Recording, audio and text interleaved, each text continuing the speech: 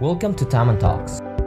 My name is Ares, CEO and co-founder of tamansiswa.com, the peer-to-peer education platform from Indonesia. We are connecting students from across the world to share knowledge, experiences, and culture. Any lessons you can think of, from traditional A-level courses to UI/UX design, programming, to business, we can make it happen. Be it a student or a tutor, we will give you the tool that you need to stand out and become the master of your craft. We are breaking barriers to education one student at a time. Taman Talks is an interactive podcast dedicated to uplift our passion during the pandemic by bringing a variety of speakers from different walks of life with one thing in common, a story worth telling. So sit back because you're in for a treat.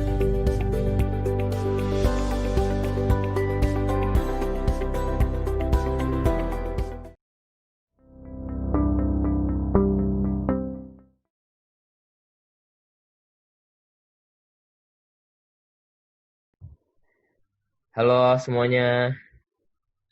Halo semua. Masih kaku.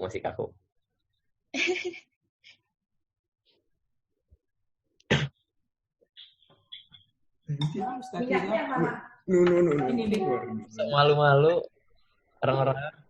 Halo guys.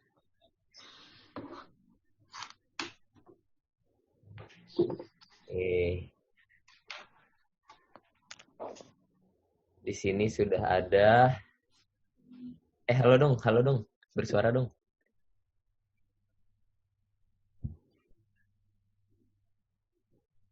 Ya, connection saya tidak stick.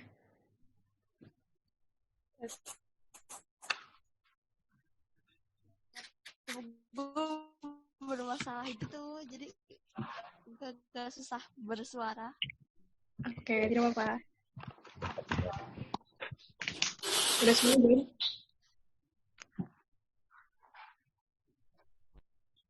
Ngomong ini slide yang dipakai hari ini, kalau kalian membuka sendiri bisa di nadira15.github.io/tamantalks/ udah ditaruh juga di chat.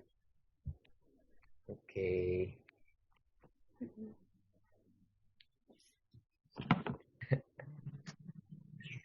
Ya. Oke. Kita langsung mulai aja ya. Terima kasih. Ada ini Nadira. Ada ingin direpotkan untuk bisa sharing. Makasih juga teman-teman udah pada donasi. Nanti bakal kasih reportnya donasinya. Udah kekumpul 500 juta.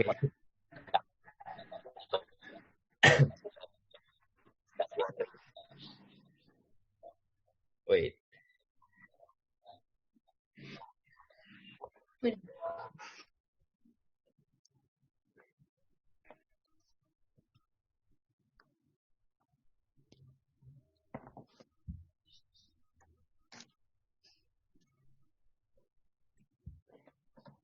Oke. Halo. Halo. Internet gua cacat. Oke. Terima kasih semuanya udah join. Ini kemarin gue lihat ada yang dari ITB, ada yang dari UI, dari masih SMA juga ada, ya kan? Terus dari berbagai daerah lah. Ini pada pulang kampung semua kayaknya. Oke, biar tidak berlama-lama lagi, kita langsung dengerin presentation dari Natsal. Gue manggilnya Natsal. Nanti teman-teman kalau misalnya ada pertanyaan, kita bisa... ini satu lagi bermasuk. Kalau ada pertanyaan, nanti bisa tanya di Q&A aja ya. Kita present dulu. Kira sekitar berapa menit kira-kira, Sal? Mungkin sekitar 30 menit. 35 menitan. Oke, mungkin nanti kalau bisa, mungkin di setengah perjalanan itu biar nggak garing banget. Kalau misalnya mau ada Q&A dulu juga nggak apa-apa ya. Oke, boleh. Oke. Nanti cara Q&A-nya di sini kan ada raise your hand. Ada yang lihat nggak? Enggak, Kak. Nggak ada ya? Coba. Nah, atau enggak reaction deh. Reactions kan ada jempol sama clap kan. Oh, Yes. Oke, yang clap duluan nanti gua kalau ada yang mau nanya gua pilihin gitu. Oke. Boleh. Pencetnya clap aja. Sip. Oke. Kepada Al, silakan. Oke. Halo semua. Pertama-tama makasih banget udah datang ke webinar hari ini. Dan udah donasi juga buat Corona di Indonesia. Oke, pertama mungkin perkenalan dulu. Bentar.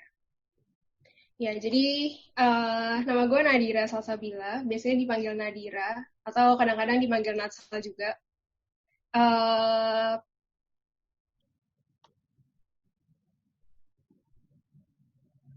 Mungkin perkenalan dulu dari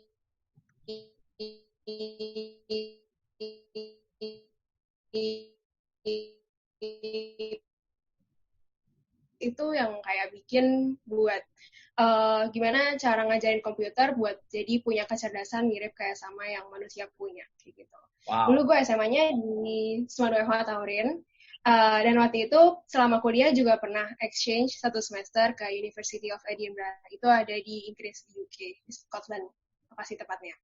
Terus selama kuliah 4 tahun ini, gue sempat internship juga 3 kali. Yang pertama waktu itu pas gue tahun kedua naik ke tahun ketiga di Tokopedia di Jakarta. Jadi itu di tahun 2018. Jadi sekitar bulan Mei sampai Agustus di tahun 2018. Terus waktu itu juga alhamdulillah dapat kesempatan buat magang di Google di Zurich di kantornya yang di Swiss. Itu di tahun 2019 summer. Jadi bulan Juni sampai Agustus. Terus baru Desember ini, waktu itu dapat kesempatan juga buat magang di startup di Jakarta, namanya Stoko. Dari semua internship ini, 3-tiganya gue kerja sebagai software engineering intern. Jadi yang di Tokopedia dan di Google bikin aplikasi yang buat di web gitu. Dan yang di Stoko kerjanya bikin aplikasi buat di HP. Terus selain karir dan selain akademis, gue dari sisi ekstrakurikuler dari organisasi juga sekarang lagi menjabat jadi presiden dari FINUS. FINUS itu sendiri kayak Perhimpunan Mahasiswa Indonesia di NUS. Selain itu, waktu itu juga pernah lumayan aktif di badan eksekutif mahasiswanya NUS, namanya NUS Student Union. Di bagian teknologinya, waktu itu jadi training manager. Kurang lebih itu background dari gue. Terus buat hari ini yang bakal kita bahas hari ini. Yang pertama gue bakal bahas tentang Singapura dan kayak kenapa gue decide buat belajar di luar negeri dan akhirnya memilih Singapura, kayak memilih buat berkuliah S1 di Singapura. Setelah itu gue bakal bahas buat teman-teman yang masih SMA ini bakal useful, karena ini gue bakal bahas tentang step-step buat cara apply ke NUS dan gimana cara dapat scholarship juga. Jadi alhamdulillah di sini gue dapat beasiswa namanya ASEAN Scholarship. Ini mengcover semua biaya sekolah plus biaya kehidupan sekitar 29 juta per semester. Wow. Terus setelah itu gue bakal cerita juga tentang pengalaman gue exchange di University of Edinburgh. Setelah itu bakal cerita juga dan kasih tips-tips buat pengalaman internship gue, gimana cara daftar internship, gimana tips-tips buat pendaftaran magang, dan juga kayak gimana bisa prosesnya supaya bisa dapat magang sebagai software engineering intern di Google. Terus setelah itu gue bakal juga share tentang mulai lebih dulu experience, gimana kayak perjalanan gue sejauh ini dari pas gue zaman kecil dulu, dari SD, terus kayak SMP, SMA, dan menjadi gue yang sekarang lah. Ya, gitu. Terus ini Q&A-nya gue taruh di akhir, tapi nanti kayaknya di tengah-tengah kita bakal ada Q&A dulu ya, supaya bisa kalau kalian ada pertanyaan bisa langsung ditanyain di tengah-tengah gitu. Oke. Oke, sekarang gue bakal bahas di topik yang pertama, kayak kenapa memilih buat belajar di luar negeri. Jadi dari sejak SMP mungkin gue udah punya mimpi buat kuliah di luar negeri lah. Jadi alasannya waktu itu gara-gara, jadi waktu itu gue SMP di Jakarta, namanya di SMP Kebayoran. Jadi wali kelas gue waktu itu dia sering cerita kayak tentang selain di gue yang di depan itu juga SMP-nya di Lab School Kebayoran, dia suka cerita. Jadi senior ini dia bisa berkuliah di Amerika waktu itu. Terus habis itu kayak wali kelas gue sering cerita gitu tentang si anak ini yang kuliah di Amerika. Terus kayak sejak saat itu gue jadi terinspirasi buat cari-cari info tentang gimana sih kuliah di luar negeri, buat apa aja yang perlu disiapin selama kuliah di luar negeri kayak gitu. Jadi mimpi buat kuliah ke luar negeri itu udah ada dari sejak SMP. Terus gue masuk SMA di Ismail Matangin. Terus waktu itu di sekitar SMA kelas 2 mungkin udah mulai cari-cari univ-univ apa aja yang gue mau daftar. Jadi kayak gue mulai searching-searching di Google univ-univ apa aja yang buka aplikasi dan kayak rankingnya bagus di dunia, atau juga kayak mana yang offer program computer science dengan yang rankingnya bagus, dan juga mana yang offer beasiswa gitu-gitu. Sampai itu sekitar di SMA kelas 2. Terus di SMA kelas 3 gue mulai persiapan buat daftar kuliah di luar negeri. Waktu itu sempat juga ambil les IELTS buat tes IELTS, terus habis itu juga mulai belajar buat tes masuk berbagai macam universitas, mulai siap-siap juga buat interview, kayak persiapan interview gitu-gitu. Itu jadi mulainya sejak SMA kelas 3-an lah kurang lebih. Itu mulai cari-cari dan mulai daftar buat universitas di luar negeri gitu. Nah, dari semua universitas yang gue daftar waktu itu, jadi pilihan gue jatuh pada universitas-universitas yang ada di Asia. Kenapa yang ada di Asia? Karena yang pertama masih sama-sama kayak masih lumayan dekat sama Indonesia. Jadi kayak kalau mau pulang pergi apa sih kayak terbang ke Indonesia di akhir semester kayak setiap liburan gitu, jadi nggak jauh. Dan kalau misalnya orang tua mau datang buat mengunjungi juga bisa dan nggak jauh gitu. Terus selain itu juga dari segi culture juga lumayan mirip harusnya sama Indonesia karena masih sama-sama Asia ya, kayak masih sama-sama di timur gitu. Terus selain itu juga banyak juga universitas di Asia yang bagus rankingnya dan juga offer beasiswa. Jadi waktu itu pilihan gue jatuh pada universitas-universitas yang ada di Asia, dan juga gue daftar ke beberapa negara. Salah satunya Singapura. Waktu itu gue daftar ke NUS dan NTU di Singapura. Terus buat di Hong Kong gue daftar ke HKUST, HKU, CTU, oh nggak salah, City University of Hong Kong. Terus selain itu daftar juga ke Korea, ke KAIS, terus apa lagi ya Korea? Ya ada beberapa deh. Dan waktu itu juga daftar ke Jepang. Jepang waktu itu daftar ke EPU sama daftar Waseda kalau nggak salah ya. Dan dari beberapa universitas itu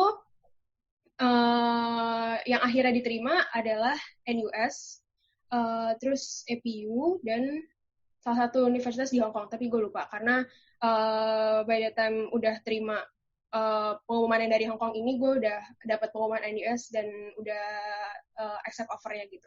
Jadi dari sekian banyak universitas yang gue daftar waktu itu, akhirnya yang keterima akhirnya tuh cuma 3 dari antara semuanya itu. Gitu. Terus buat Singapura sendiri, Singapura itu pilihan yang setelah kayak gue jalanin selama 4 tahun kuliah di sini, Singapura itu menjadi, setelah gue lihat, kayak pilihan yang tepat buat belajar S1. Kayak menjadi lokasi yang tepat buat masuk universitas dan kayak buat kuliah S1 di sini gitu. Kenapa? Karena yang pertama, Singapura punya sistem pendidikan yang bagus banget, dan rankingnya juga nggak kalah sama universitas-universitas lain yang ada di Eropa dan ada di Amerika. Jadi buat di Singapura sendiri, buat di NUS jurusan gue Computer Science, rankingnya kalau nggak salah selama beberapa tahun terakhir itu ada di sekitar 10-15 besar ranking dunia gitu. Jadi ya dari segi pendidikan bagus banget yang pertama. Terus yang kedua adalah di Singapura itu ngomongnya bahasa Inggris. Jadi nggak akan ada language barrier lah, kayak baru pindah dari Indo ke Singapura kayak bisa ngomong bahasa Inggris sama semua orang, dan semua orang kayak di sini ngomong dan ngerti bahasa Inggris. Jadi kalau misalnya pesan makanan di kantin gitu, kayak orangnya bisa diajak ngomong bahasa Inggris. Dan ini mungkin kalau misalnya gue kuliah di Jepang gitu, di Jepang mungkin belum tentu, karena kayak biasanya orang-orang ngomong pakai bahasa Jepang. Mungkin di universitasnya memang ngomong bahasa Inggris, kayak segala macam pengajaran di offer dalam bahasa Inggris, tapi buat keseharian kalau misalnya mau beli makanan ke supermarket atau segala macam perlu ngomong dalam bahasa lokal. Nah, tapi kalau di Singapura semuanya bisa ngomong bahasa Inggris. Itu sih kayak poin lain yang bikin Singapura jadi tempat yang tepat buat ngelanjutin S1. Terus selain itu, Singapura juga aman banget. Jadi gue itu sendiri, gue anak tunggal. Dan dari sisi orang tua pasti concern kan, kayak mau ngirim anak tunggal cewek sendirian kuliah di luar negeri. Dan pas mereka tahu gue keterima di Singapura, mereka tenang, dan karena kayak Singapura adalah salah satu kota yang paling aman sedunia. Jadi di sini tuh kayak bisa misalnya orang ngetek meja di kantin, terus kayak naruh dompetnya gitu di situ buat ngetek meja. Karena di sini sama itu, kayak nggak bakal hilang, nggak bakal dicolong orang gitu. Terus juga karena dekat dari Indonesia, jadi penerbangan segala macam murah dari Jakarta, dari ke Singapura. Bahkan kayaknya Jakarta-Singapura kadang-kadang bisa lebih murah daripada Jakarta ke Surabaya. Jadi ya itu salah satu alasannya juga. Terus yang terakhir, dari sisi cuaca, makanan, segala macam, dari segi culture lumayan-lumayan mirip lah sama Indonesia. Jadi kayak nggak terlalu ada nggak kaget lah pas baru pindah ke sini, karena kurang lebih masih mirip-mirip sama kayak di Indonesia gitu. Nah, itu hal-hal yang baik tentang di Singapura. Nah, sekarang gue mau bahas tentang hal-hal yang pasti kalau setiap hal pasti punya dua sisi kan, gak cuma bagusnya doang, tapi ada juga yang jeleknya. Nah, ini sisi-sisi yang tidak sebagus itu dari Singapura dan dari NUS. Yang pertama, di sini ada istilah namanya kiasu. Jadi kiasu itu orang-orang Singapura itu bersifat kiasu. Kiasu itu sendiri adalah kayak kompetitif banget, nggak mau kalah, dan ya gitulah. Jadi mau kompetitif dan nggak mau kalah. Jadi kuliah di sini selama 4 tahun, gue jadi harus beradaptasi sama orang-orang yang hampir semuanya kompetitif dan nggak mau kalah gitu. Dan karena kayaknya dari sejak mereka SD kayak udah ditaruh mindset bahwa buat jadi pinter itu nggak cukup, tapi kayak lo harus lebih pinter daripada orang lain. Jadi kayak selalu ada, karena kayak di Singapura sendiri kan mereka nggak ada sumber daya ya, kayak negaranya kecil banget, terus kayak sumber daya yang mereka punya tuh cuma sumber daya manusia, nggak kayak Indonesia. Kayak Indonesia punya sumber daya banyak banget, ada segala macam ada. Dan jadi kalau mereka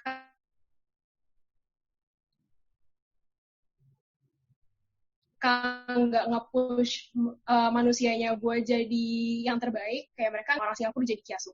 Kayak gitu. Selain itu juga kuliah di NUS dan hampir semua universitas di Singapura nge-apply namanya bell curve. Jadi sistem penilaiannya pakai distribusi normal. Jadi karena pakai distribusi normal, jadi misalnya kalau gue nih ujian terus dapat 90, itu belum tentu dapat A.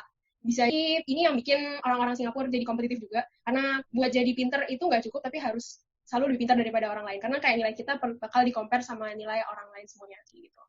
Terus juga di Singapura itu plagiarism-nya mereka sangat strict banget sama contek-contekan atau kayak copy jawaban PR segala macam kayak gitu. Karena di sini tuh apa-apa bakal dicek supaya nggak plagiarize orang lain. Jadi kalau misalnya ngerjain PR nih, ngerjainnya bareng-bareng, terus kayak ngopi PR orang lain. Terus habis itu kayak itu bakal ketahuan deh pokoknya kalau ngopi punya orang lain gitu. Dan kayak bahkan gak cuma esai yang bisa dicek plagiarism-nya, tapi kayak PR matematik, kayak gue pernah tahu kayak ada temen gue yang PR matematiknya kena plagiarism, karena kayak dia ngopi dari temennya. Terus kayak, padahal kayak PR tulis tangan gitu, dan kita juga gak ngerti kayak gimana cara mereka ngeceknya. Jadi kurang lebih itu, belajar di Singapura, dari sisi positifnya banyak banget, tapi dari sisi negatifnya, challenge-nya juga ada, dan kurang lebih kayak tiga ini adalah salah sekian challenge dari semua yang ada di NUS gitu. Nah, buat teman-teman di sini yang masih SMA, ini cara apply ke NUS, kayak step by step yang waktu itu gue lakukan sebelum daftar ke NUS. Ini juga harusnya sama kurang lebihnya sama NTU. Jadi di awalnya pasti ada online application. Jadi kita perlu apply online di website masing-masing. Kalau apply NUS di website NUS, kalau apply NTU di website NTU. Apa aja yang perlu disiapin? Yang pertama adalah rapot. Kalau bisa yang ditranslate ke bahasa Inggris, biasanya bisa minta di TU masing-masing. Terus yang kedua, sertifikat lomba kalau ada, cuman nggak wajib. Terus nilai IELTS dan TOEFL. Tapi ini nggak wajib juga, karena NUS dan NTU masing-masing punya tes bahasa Inggris mereka masing-masing. Gitu. Setelah itu, seleksi berkas, segala macam dilihat, kalau lolos bakal dapat undangan buat ikut tes namanya University Entrance Examination. Jadi tes ini diadainnya kalau NUS ada di Jakarta dan ada di Medan.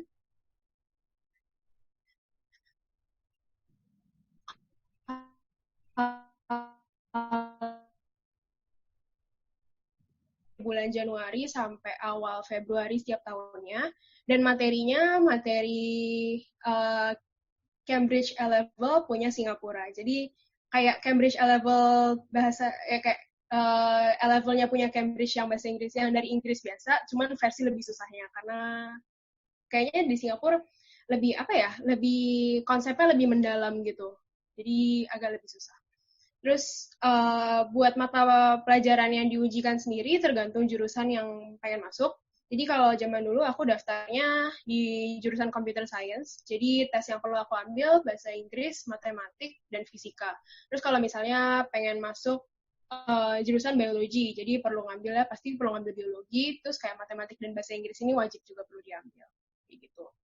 Terus udah selesai ujian, terus dari hasil setelah ujian ini kita bakal nunggu hasilnya buat dapat email penerimaan dari NUS. Waktu menunggu ini tiap tahunnya lumayan beda-beda, kadang-kadang lama, kadang-kadang cepat, kadang-kadang bisa sekitar bulan Maret udah keluar, kadang-kadang waktu itu gue pas tahun 2016 tuh sekitar bulan April pertengahan kalau nggak salah hasilnya keluar. Jadi beda-beda. Nah, terus setelah itu buat beberapa orang yang hasil nilai ujiannya cukup baik, bakal diundang buat interview beasiswa. Interview beasiswanya diadainnya di Jakarta juga. Jadi nggak perlu terbang ke Singapura buat interview beasiswanya gitu. Terus beasiswa ini yang gue dapetin, beasiswanya namanya ASEAN Scholarship, itu pendaftarannya jadi satu, sama cara pendaftaran kayak NUS. Dan ada beasiswa lain juga yang di-offer buat kuliah ke Singapura, ada namanya Goh Keng Swee kalau nggak salah, dan ada juga dari Bank CIMB, ada beberapa dari bank lain. Cuman ini beasiswa-beasiswa yang lain pendaftarannya biasanya terpisah dari sistem pendaftaran ke NUS ini. Kalau ASEAN jadi satu, kalau sisa beasiswa yang lain terpisah. Jadi perlu daftar tambahan di website masing-masing gitu kurang lebihnya. Gitu. Setelah itu, gue bakal sharing juga tentang pengalaman gue pergi exchange ke University of Edinburgh waktu itu di Inggris. Jadi waktu itu jadi NUS kerjasama sama banyak banget universitas di seluruh dunia. Ada salah satunya University of Edinburgh. Waktu itu dapat kesempatan buat exchange ke sini. Sebelumnya ada proses seleksinya yang pasti. Waktu itu seleksinya kayaknya kayak perlu tulis esai dan perlu interview gitu. Terus akhirnya kepilih dan bisa berangkat ke Edinburgh. Terus ini jadi kayak salah satu semester yang paling bahagia selama gue kuliah di NUS. Kenapa? Soalnya selama exchange itu penilaiannya cuman kayak pass or fail doang. Jadi asal kita lulus di mata kuliah yang di universitas partner university-nya, kita bakal bisa SKS-nya bakal dikirim balik ke NUS dan kita kayak diasumsikan lulus buat SKS itu gitu. Jadi karena nilainya kayak lulus atau nggak lulus doang. Jadi lebih santai dan lebih nggak stres kuliahnya. Jadi kayak gue selama exchange gue sering jalan-jalan juga gitu. Jadi ini menjadi semester yang paling bahagia lah selama berkuliah di NUS. Karena biasanya kalau kuliah di NUS kan karena sistem nilainya yang bell curve tadi, jadi agak stres gitu deh. Karena perlu dapat nilai yang bagus, kayak cara dapat nilai yang bagus itu susah gitu. Ini udah di tengah-tengah dari materi yang bakal gue bahas hari ini. Apa kita mau buka Q&A session-nya sekarang? Boleh. Oke. Tapi gue dulu deh yang nanya, gue juga ikutan kepo nih. Boleh. Oke. Kan ini konteksnya yang kuliah kan udah ada juga kan ya, ada beberapa yang udah kuliah gitu. Kalau buat daftar buat S2, kira-kira prosesnya sama nggak, Sal? Oke, kalau buat S2, jadi sistem pendaftarannya nggak terpusat dari NUS sendiri. Jadi kalau buat S1 kan terpusat, jadi kayak kita daftar sekaligus, daftarnya kayak satu aja ke NUS dan nggak ke fakultas masing-masing gitu. Kalau buat daftar S2 perlu cek jurusan yang diminati, misalnya kalau pengen lanjut ke teknik sipil gitu. Jadi perlu cek ke website jurusan teknik sipilnya, lihat requirement yang diperluin dari situ, dan bisa apply juga lewat situ. Buat requirement-nya, in general, biasanya kalau S2 pasti butuh IELTS TOEFL, kalau nggak salah, terus butuh transkrip S1-nya, terus biasanya perlu tulis esai juga. Oke. Kayak gitu. Terus buat beasiswa S2, dari pemerintah Singapura sejauh ini yang gue tahu mereka nggak offer beasiswa dari pemerintah nggak offer beasiswa. Jadi biasanya anak-anak S2 di sini beasiswanya rata-rata dari LPDP atau disponsorin sama perusahaan tempat mereka kerja gitu. Oke. Apa lagi ya? Mungkin selain itu juga buat sekarang yang masih S1 yang tahun kedua atau tahun ketiga dan berminat buat pergi exchange ke Singapura, ke NUS atau NTU. Jadi di sini ada program beasiswa namanya TF Learn, kalau nggak salah. Ya. Jadi TF Learn ini program exchange yang semuanya dibiayain sama Temasek Foundation. Jadi uang sekolah dibayarin, terus kayak tiket pesawat segala macam dibayarin, uang tempat tinggal, uang kehidupan, semua dibayarin. Gitu. Jadi ini khusus buat anak-anak yang berkuliah di ASEAN, salah satunya Indonesia. Jadi gue sempat ketemu juga banyak anak exchange dari UI, ITB, UNER, UGM, ITS kalau nggak salah. Lumayan banyak dari univ-univ yang mereka sekitar tahun ketiga, tahun keempat biasanya exchange pergi ke NUS 1 semester. Jadi ini mungkin bisa dicoba juga, namanya TF Learn dari Temasek Foundation. Oke. Yang lain kalau ada yang mau tanya, silakan pencet reactions-nya. 1, 2, 3. Ada nggak? Ya, ada. Oke. Gua unmute ya. Silakan Zahra. Halo Kak Nadira. Kedengeran nggak suara? Halo. Kedengeran. Makasih atas pemaparannya tadi. Terus gue kepo banget nih.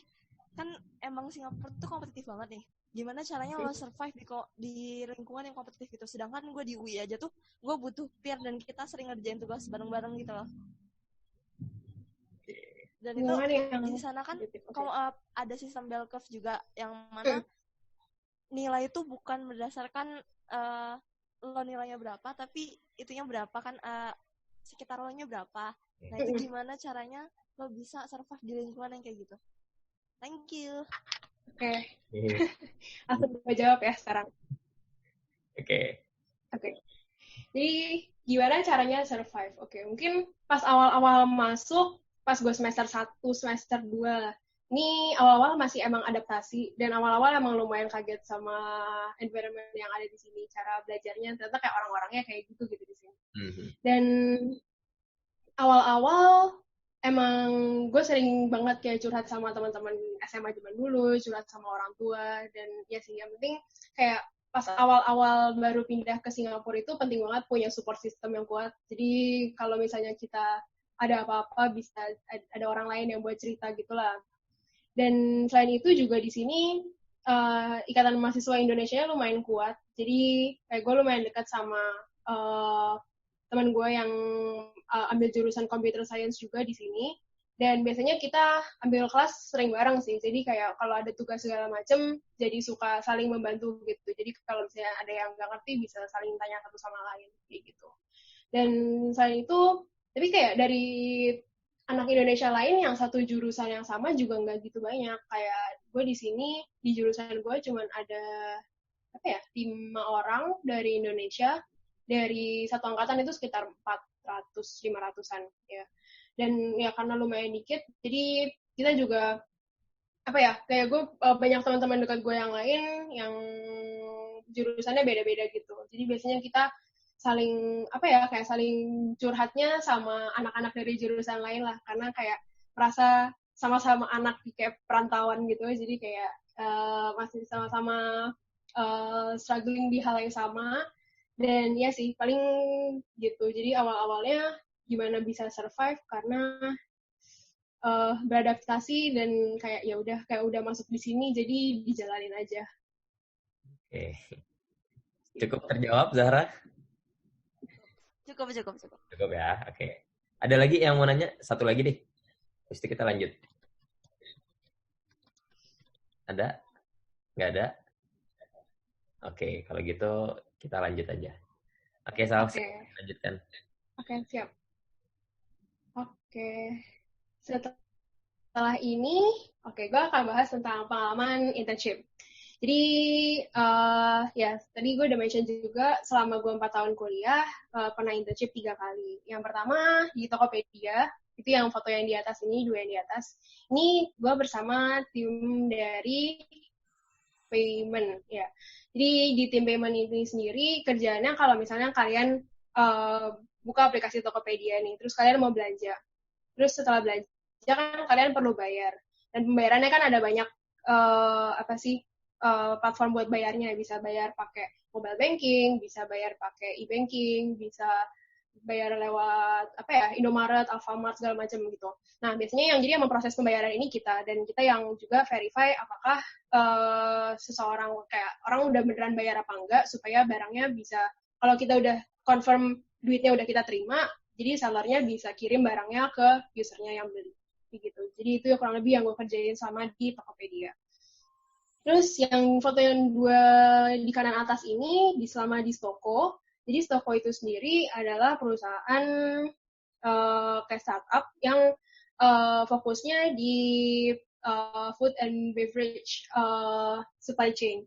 Jadi mereka kerjanya adalah yang mereka kerjain itu nge-delivery barang-barang, bahan-bahan makanan dari warehouse ke warteg-warteg. Jadi fokus mereka adalah warteg gitu. Jadi warteg, kayak pemilik-pemilik warteg sekarang nggak perlu datang ke pasar dan beli makanannya sendiri, tapi bisa pesan aja lewat aplikasinya gitu. Nanti bakal ada kayak abang ojeknya yang bakal nganterin ke wartegnya masing-masing gitu.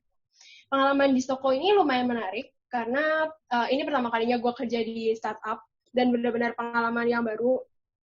Dan gue belajar banyak banget hal di situ, karena selain belajar coding, juga belajar kayak tentang bisnis modelnya, tentang bagaimana mereka do decision making, karena kayak besar perusahaannya masih lumayan kecil.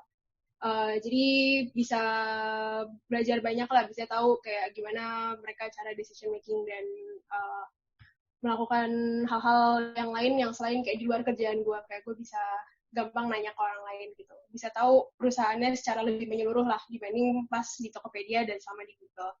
Nah, yang terakhir ini, yang di bawah ini, foto yang 4, ini pas gue intern di Google di Zurich.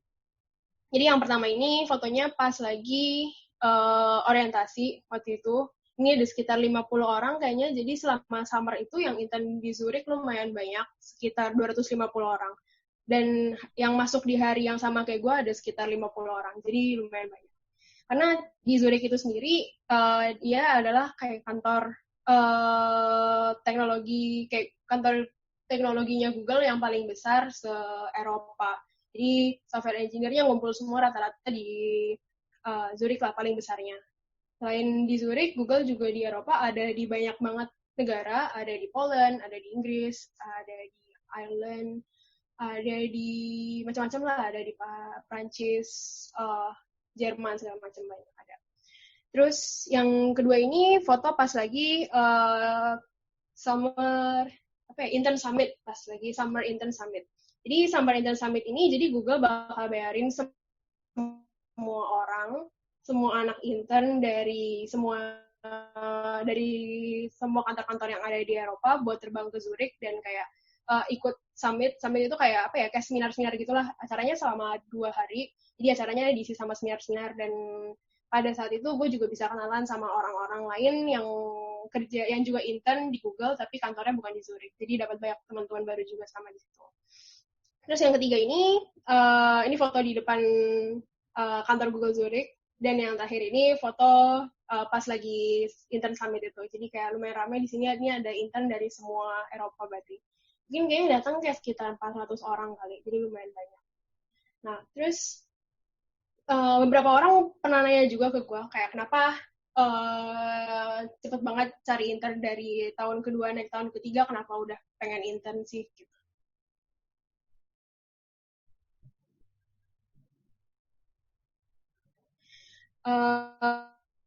Mungkin ini gara-gara environment di Singapura sendiri sih. Jadi di Singapura itu sendiri, sebagian besar dari mahasiswa yang kuliah setelah lulus di Singapura, di company yang terdaftar di Singapura, itu lumayan kompetitif. Yang pertama karena kita perlu saingan sama orang-orang lokal, dan yang kedua adalah beberapa perusahaan nggak terima orang yang bukan Singaporean, karena kalau mereka terima orang internasional, mereka perlu keluarin yang namanya visa kerja. Singapura pengen make sure buat menjaga orang-orang yang ada di Singapura buat dapat kerja dulu sebelum bisa menawarkan kayak lapangan kerja di sini. Anak-anak dia ini terutama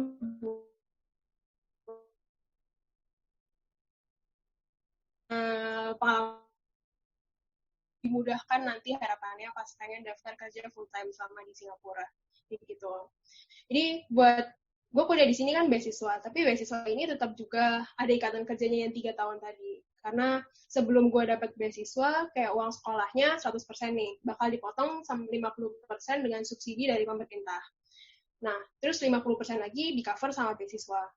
Jadi semua beasiswa yang di-offer sama pemerintah Singapura pasti cuma meng-cover 50% ini. Jadi sebelumnya pasti perlu ambil yang subsidi dari pemerintah. Dan subsidi pemerintah ini yang punya ikatan kerja selama 3 tahun. Jadi beasiswanya sendiri nggak ada ikatan kerjanya. Subsidinya ada ikatan kerjanya. Kayak gitu. Terus setelah ini gue bakal bahas tentang the Google interview.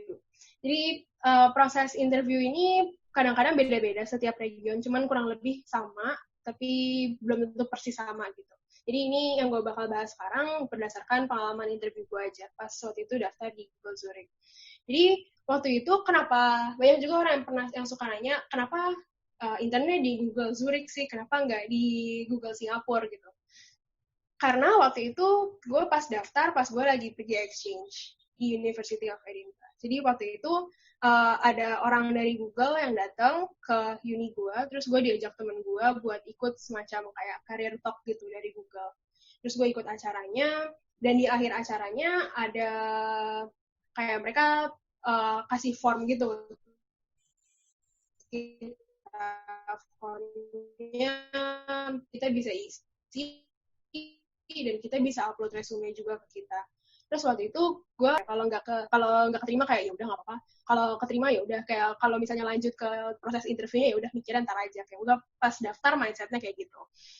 Nah, gue juga tahu dari Google yang di Singapura, dia sering ke beberapa universitas di Indonesia. Jadi setiap tahun mungkin sekitar bulan September Oktober mereka bakal ke UI, ITB, sama BINUS buat ngadain career talk juga dari kantor Google yang dari Singapura.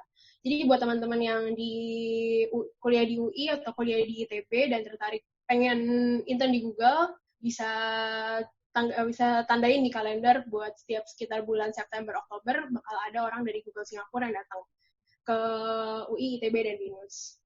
Nah, jadi dari career talk itu gue submit resume gue di situ. Nah, setelah itu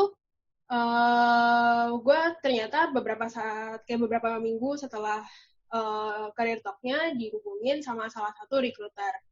Jadi terus ditanya apakah interested buat intern di Google. Terus jadi diajak telepon, terus selama telepon ini kayak informal chat gitu, jadi nggak begitu pertanyaan yang terstruktur banget. Jadi sebagian besar ngomongin tentang resume gue, jadi pengalaman gue sebelumnya kayak apa, pengalaman project di universitas, pengalaman mata kuliah apa yang gue ambil dan apa yang gue suka, passion gue di mana, kurang lebih kayak gitu sih. Nah, setelah recruiter chat ini bakal di schedule ke technical interview namanya. Jadi technical interview ini 2 kali, terus lamanya sekitar 45 menit sampai 1 jam. Jadi selama technical interview ini kita bakal call sama engineer di Google, call-nya lewat Hangouts biasanya, dan kita bakal dikasih link ke satu Google Docs. Dan kita perlu di Google Docs ini, kita perlu ngetik kodenya gitu. Jadi kayak dari interviewernya bakal kasih kita soal, soalnya biasanya berhubungan sama data structure atau algoritma. Terus kita bakal perlu ngetik jawaban dari soal itu sambil jelasin apa yang kita pikirin dan jawaban kita kurang lebih bakal kayak apa. Kayak gitu. Jadi technical interview ini lumayan challenging karena perlu latihan yang jelas. Karena biasanya kalau perusahaan-perusahaan lain interviewnya kalau yang coding ya coding aja. Jadi kayak nggak sambil video call gitu. Jadi lumayan challenging karena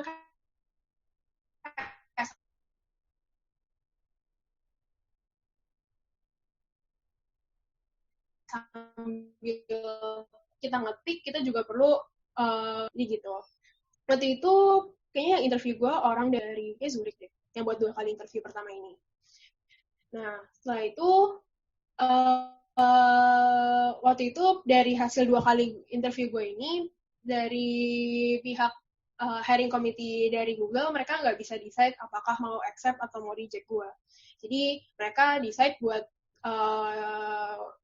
ngadain 1 kali interview lagi ke gue, pakai formatnya sama, pakai Hangouts dan perlu ngetik di Google Docs juga. Jadi biasanya orang-orang normal biasanya kayak dapetnya 2 kali interview aja yang awal, technical interview yang wajib ini. Terus tapi gue karena mereka nggak bisa decide, jadi perlu 1 kali interview tambahan. Nah, di poin ini gue kayak udah lumayan menyerah sih, as in kayak nggak yakin apakah bisa lanjut atau enggak. Bahkan kayak buat dapat interview aja udah di luar ekspektasi gue gitu. Karena by the time gue tahu ada beberapa senior gue yang pernah intern di Google sebelumnya, dan gue merasa kayak gue nggak sejago mereka. Dan kayak ya pengalaman gue nggak sebagus mereka, dan ya apa ya, kayak gue tidak, ya ini gue nggak sejago mereka lah gitu. Jadi gue merasa bahwa gue bukan that Google material. Jadi pas poin ini gue udah kayak ya udah kalau nggak keterima ya udah nggak apa-apa, dan kalau keterima amin banget, ya udah lihat nanti aja gimana. Tapi kayak gue udah bener-bener mempersiapkan diri buat ditolak sih pas di poin ini. Gitu. Terus udah dapat email dari recruiternya bahwa gue lolos technical interview-nya. Kayak at that point gue udah merasa bahwa nggak mungkin nih, izin kayak gue nggak nyangka banget bisa lolos dari technical interview-nya inilah. Tapi perjalanan belum selesai di situ, karena masih ada host matching interview. Dan host matching interview ini sendiri, jadi kita perlu interview sama orang kayak yang bakal jadi supervisor kita pas intern nanti. Jadi kita perlu call sama dia bakal jelasin project-nya ke kita, dan dia bakal lihat apakah kita orang yang tepat buat magang di tim dia dan ikutin project-nya dia gitu. Jadi di host matching interview ini, alhamdulillah gue cuman sekali host matching interviewnya, kayak jadi calon supervisor gue langsung oke sama gue, kayak, dan dia langsung menerima gue buat jadi intern dia. Tapi gue banyak baca kayak cerita-cerita orang gitu. Katanya ada yang kayak udah sekian kayak 3 kali atau 5 kali host matching interview tapi nggak nemu-nemu yang cocok. Jadi kayak pas sebelum host matching interview gue udah kayak ya udah kayak mungkin kayak udah pasrah gitu lah kayak kalau nggak dapet. Soalnya kayak habis baca reviewnya dan lumayan apa ya kayak nggak pasti belum walaupun udah lolos technical interview belum pasti magang di Google gitu karena belum tentu lulus ya host matching interview ini. Terus ya udah pertanyaannya sendiri kadang-kadang ada yang technical dan kadang-kadang tergantung hostnya. Jadi kayak kalau interviewernya pengen tanya pertanyaan yang technical ya bisa, tapi kalau sebagian besar nanyanya tidak technical. Jadi nanya pengalaman sebelumnya, nanya tentang isi resume kayak gitu-gitu. Tapi kebetulan waktu itu interviewer gue nanya pertanyaan yang teknikal juga. Cuman nggak perlu kayak yang ngetik kode di Google Docs gitu sih. Cuman jadi kayak dia nanya, terus habis itu gue perlu mikir dan gue perlu jelasin. Tapi secara verbal aja, jadi nggak perlu diketik gitu. Nah, setelah itu baru dapat offer. Dan ya, jadi dari offernya kita bakal ditelepon sama recruiter yang ngurusin kita dari awal, dari recruiter chat ini. Dia bakal telepon dan dia bakal kirim kontrak. Dan satu hal lagi, pas awal-awal sebelum gue mau ke technical interview, kayak di sini di antara kayak step 2 dan step 3 ini kayak ada satu titik di mana gue udah mau mundur. Kayak udah mau nyerah aja. Kayak apa gue nggak usah lanjutin interviewnya ya, toh kayak ntar akhirnya bakal ketolak juga. Kayak gue pernah punya pikiran itu.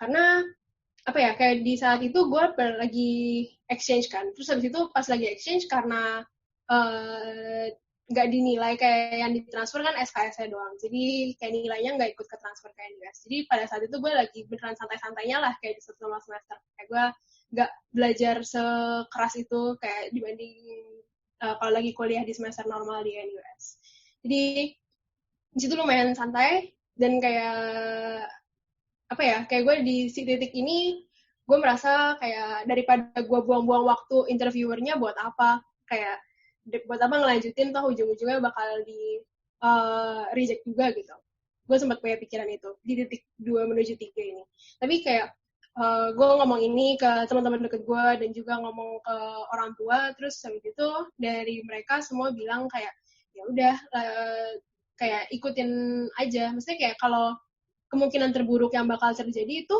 bakal gagal doang. Kayak maksudnya bakal di-reject doang. Dan kayak perusahaan satu dunia tuh nggak cuma Google doang. Dan kayak masih ada perusahaan-perusahaan lain yang bisa kita daftar. Jadi, apa ya? Jadi,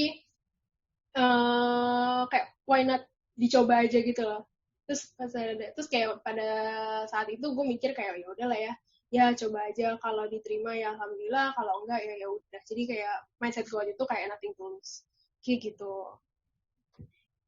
Nah, setelah itu gue bakal share juga tips buat apply internship in general. Jadi nggak cuma ke Google atau nggak cuma buat kayak software engineering role in general. Gitu. Jadi penting banget buat at least intern sekali selama kuliah S1. Karena di intern itu kita tahu dan kita jadi belajar apa hal yang kita suka dan hal apa yang kita nggak suka. Jadi kita bisa tahu dari pengalaman gue kerja di 3 perusahaan yang berbeda nih. Jadi kerja di startup, kerja di unicorn Indo, dan kerja di perusahaan yang udah gede banget kayak Google sedunia gitu. Dari situ gue jadi tahu role apa yang gue tertarik, role apa yang gue tidak tertarik, kayak kerjaan kayak apa sih yang gue suka, kerjaan apa sih yang gue nggak suka. Jadi ini bakal membantu buat nggak salah pilih perusahaan pas nanti daftar full time. Gitu. Terus yang kedua, ini berlaku buat gue sih, mungkin berlaku juga buat kalian. Jadi gue tuh pasti selalu ada perasaan bahwa gue tuh belum sejago itu, belum sepintar itu, dan kayak pasti ada perasaan buat kayak ya udahlah belajar dulu aja supaya jadi lebih pintar, nanti kayak pas udah pintar baru coba apply kemana-mana, kayak baru coba apply ke perusahaan macam-macam gitu. Tapi kayak the thing is kayak kita nggak akan pernah merasa jago dan nggak akan pernah merasa pintar karena kayak selalu bakal ada orang lain yang lebih jago dan bakal lebih pintar daripada kita gitu. Jadi the best time to apply is now. Jadi buat kalian yang masih mikir-mikir kayak, aduh kayaknya intern sekarang apa ntar ya. Jadi saran dari gue adalah daftar aja. Toh hal terburuk yang bakal terjadi di reject, dan kayak ya udah masih ada banyak perusahaan lain selain perusahaan yang nge-reject kalian. Terus yang ketiga adalah prepare backup plan.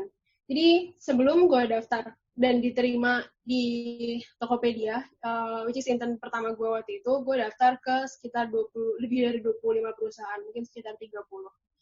Jadi waktu itu di tahun kedua pas gue intern yang samar 2018, waktu itu dari 30 perusahaan yang gue daftar ini, yang akhirnya menerima gue ada 3.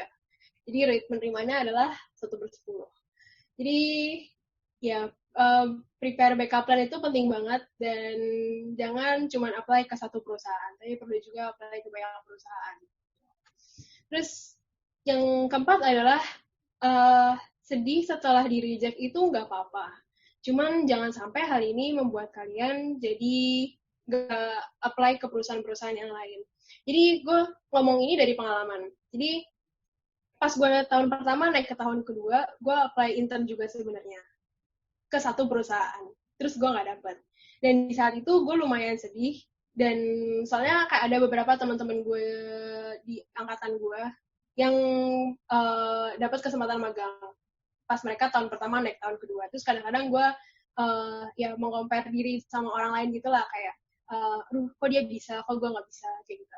Tapi dari pengalaman ini gue belajar bahwa nggak bisa cuma apply ke satu perusahaan kalau mau magang. Dan yang kedua adalah buat bangkit lagi setelah ditolak, setelah menerima penolakan. Gitu. Terus yang kelima dan keenam, ini tips buat kalian yang belajar computer science dan tertarik buat intern di Google. Yang perlu disiapin adalah baca buku, ada satu buku judulnya Cracking di Coding Interview. Ini kayak kayak semacam kitabnya gitu lah kalau mau interview buat role software engineering. Jadi penting banget buat baca buku ini dan belajar dari apa-apa yang ada di buku ini. Terus selain itu juga perlu, gue tuh latihannya di beberapa website, namanya ada yang LeetCode, ada namanya HackerRank, sama ada namanya CodeForce. Jadi ini website-website yang digunain biasanya yang mereka ada pertanyaan yang mirip lah kurang lebihnya sama pertanyaan-pertanyaan yang ditanyain pas Google interview.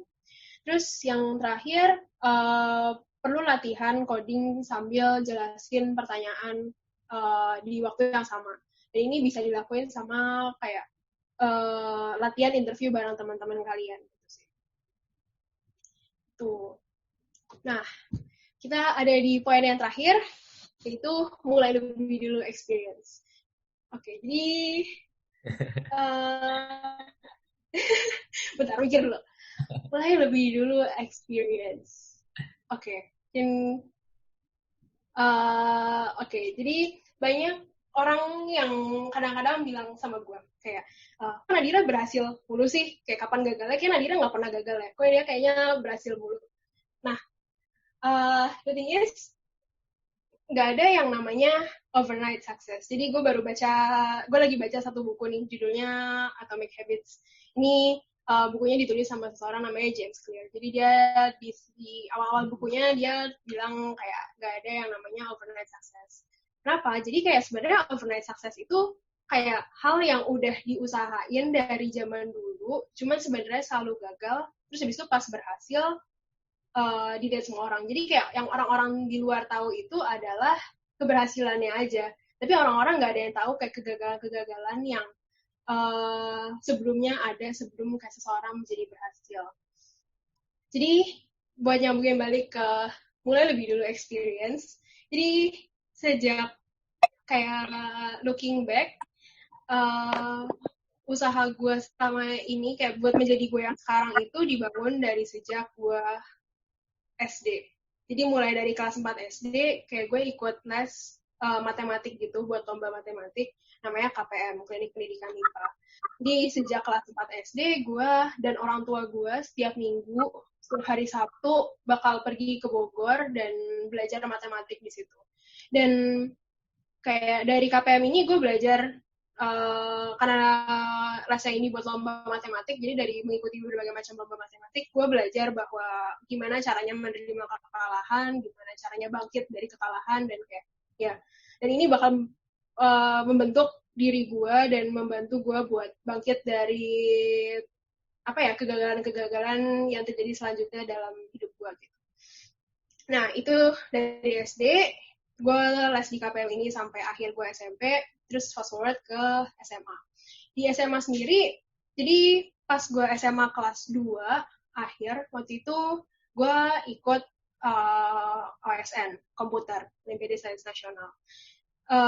Dari MHT, waktu itu dikirim sekitar 6 orang, 7 orang kalau nggak salah. Dan dari komputer DKI juga ada sekitar 6 orang atau 7 orang, ya gue lupa. Nah, pas OSN ini, gue nggak dapat medali. Dan gue menjadi satu-satunya orang di MHT yang dari di SMA gue yang nggak dapat medali, dan salah satu di antara 2 orang komputer DKI yang nggak dapat medali. Dan pada saat itu sedih banget, itu pasti.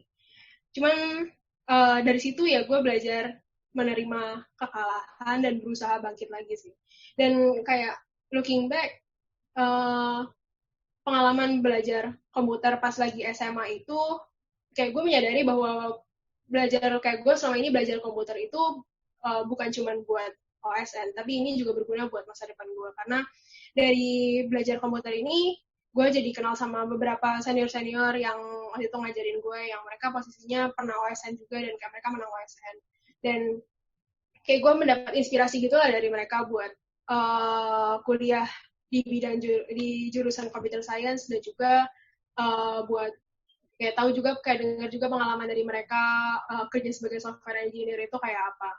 Dan ya dari sini, ini sih kayak titik awal yang bikin gue jadi tertarik buat lanjutkan kuliah ke computer science, dan kenapa pengen cari kerja di bidang software engineer kayak gitu. Terus kegagalan gue pada saat itu tidak berhenti di situ. Jadi gue naik ke kelas 3, waktu itu gue daftar ke berbagai macam univ kan, yang tadi gue mention di awal-awal, salah satunya NTU dan NUS. Nah, gue daftar NTU, kayak waktu itu tuh kondisinya adalah NTU selalu terima banyak banget mahasiswa, lumayan banyak lah, kita 30, 40, 50 anak dari Indonesia, dan di tahun sebelum gue, NUS itu cuma terima 3 anak dari jalur tes dari Indonesia. Gitu. Jadi pada saat itu yang ada di pikiran gue adalah kayak ya udah, kayak tes masuk NUS, kayak aduh NUS susah banget lah, tinggi banget, kayak gue nggak akan masuk NUS, kayak gue bakal berusaha buat masuk NTU aja. Nah, waktu itu pengumuman NTU keluar duluan sebelum pengumuman NUS, dan gue ditolak NTU. Dan pada saat itu gue kayak mikir, NTU aja ditolak, kayak gimana NUS, kayak gue pasti ditolak juga lah NUS, jadi nggak usah berharap lah sama NUS gitu. Dan waktu itu beberapa saat setelah pengumuman NTU juga keluar kayak pengumuman NUS, ada beberapa teman-teman gue yang udah diterima sama NUS, terus kayak gue posisinya waktu itu belum dapat pengumuman lah dari NUS.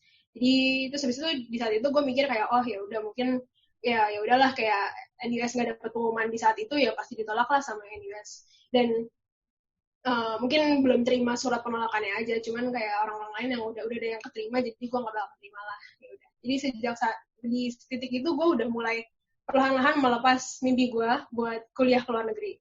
Dan udah waktu itu mulai juga belajar buat SBMPTN. Karena waktu itu gue nggak daftar SNMPTN karena daftar ke univ di luar, jadi gue waktu itu prepare-nya buat SBMPTN. Waktu itu udah sempat ikut bimbel buat belajar SBMPTN. Udah, dan sampai di satu titik dimana pada suatu hari gue lagi makan siang, kayaknya lagi intensif, terus saya lagi istirahat makan siang gitu, terus gue dapet email, dan ternyata emailnya isinya adalah gue diterima NUS. Dan di titik itu gue nggak percaya kalau bakal diterima, karena gue sudah mulai melepas mimpi buat lanjut kuliah di luar negeri, dan dan ya udah mau mulai kayak ya udahlah, S1 kuliah gue bakal belajar yang bener aja buat SBMPTN supaya bisa masuk Fasilkom atau STITB. Dan ya udah nanti kalau mau kuliah ke luar negeri ya udah pas S2 aja kayak gitu. Dan ya sih. Dan waktu itu dapat pengumuman dan benar-benar nggak percaya. Dan setelah itu juga alhamdulillah banget dapat undangan buat interview beasiswa. Dan setelah dilanjutin, terus alhamdulillah dapat beasiswanya. Kayak gitu. Yeay. Jadi ya dibalik kesuksesan yang kayak orang-orang tahu sekarang, ada banyak kegagalan-kegagalan yang terjadi yang nggak banyak orang tahu, yang yang terjadi di kehidupan gue. Jadi ya ada satu hal yang selalu dibilang sama mama gue selama kayak setiap kali gue nyoba sesuatu terus gagal, pasti terus mama gue selalu bilang hal ini. Ini bukan quote NKCTHI. Jadi mama gue selalu bilang, gak apa-apa belum berhasil, gak apa-apa belum berhasil sekarang, karena jatah gagalmu udah berkurang 1. Jadi kalimat ini yang selalu gue simpen, dan kayak gue selalu, kayak gue set mindset gue ke kalimat ini. Jadi setiap kali gue gagal, kegagalan ini tuh buat ngurangin jatah gagal gue. Dan gue yakin setelah semua kegagalan yang gue lewati, pasti ada satu titik di mana gue bakal berhasil. Dan kegagalan-kegagalan ini cuman mengurangi jatah gagal gue 1 demi 1 dan mendekatkan gue kepada di saat dimana gue berhasil. Jadi ini sih kayak kata-kata dari nyokap gue yang selalu gue simpan banget, karena ya di setiap kegagalan gue ini kalimat yang bisa bikin gue bangkit lagi setelah itu gitu. Dari gue ya sih, sekian itu aja materinya hari ini. Setelah ini Q&A. Jadi dari kalian yang mau tanya-tanya silahkan. Oke. Gila, ntar gue terkejut. Quotes mama seperti itu. Oke. Gue sangat-sangat impressed karena lebih honest gini sih, gue kalau sharing sedikit, Natsal itu dulu pas SMA, gue pernah bilang ke dia sih, kalau gue lupa gue mau ngapa gue ngomong, gue antara kerja bareng lo atau jadi bawahan lo, gue bilang gitu. Jadi kita lihat ya nanti taman siswa bangkrut apa enggak. Kalau bangkrut, gue daftar ke Natsal. Oke, tadi kan terakhir kita Natsal bahasnya internship sama mulai lebih dulu experience. Kalau gue sebelum yang lain dulu deh, sebelum gue yang nanya yang lain dulu deh. Kita buka pertanyaan dulu. Gue udah nyiapin pertanyaan gue juga. Kita buka 1, 2. Ini reactionnya udah pada bisa kan ya? Bisa semua kan ya? Oke. Ayo silakan yang mau nanya. Pencet clap atau thumbs up boleh. Pada bisa buka semua nggak? Perlu gue unmute semua kah? Nanti rusuh. Ngelis pertanyaan dulu bentar. Oh iya, oke. Boleh.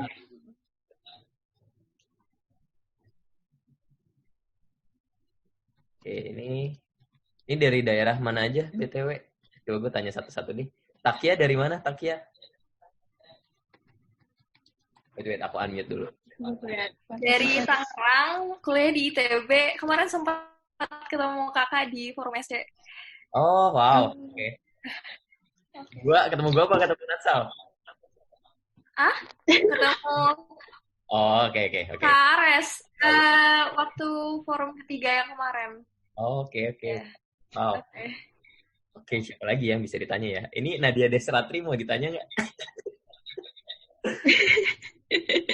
Nggak usah. Oke. Enda dari mana, Enda?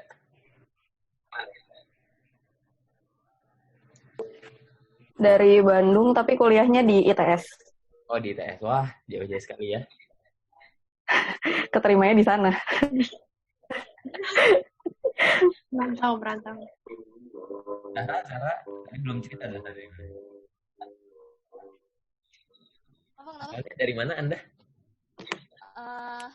Alhamdulillah sekarang lagi di Indramayu. Kan lagi di Singapura. Lagi di Jawa Barat. Amin ya. Oh, amin. Oh iya, yang ini kan tadi SMA siapa yang SMA? Debbie. Ini yang ada kelas Anda, yang anak MHT juga nih, satu nih kayaknya nih, satu doang nih. Debbie. Apakah jadi terinspirasi buat masuk Univers? Pengajian tuh. Lagi azan. Lagi azan. Di Singapura nggak ada azan ya? Iya, nggak ada azan di sini, sedih. Sedih banget. Terus taunya gimana? Oh iya, gue satu pertanyaan dulu deh. Boleh.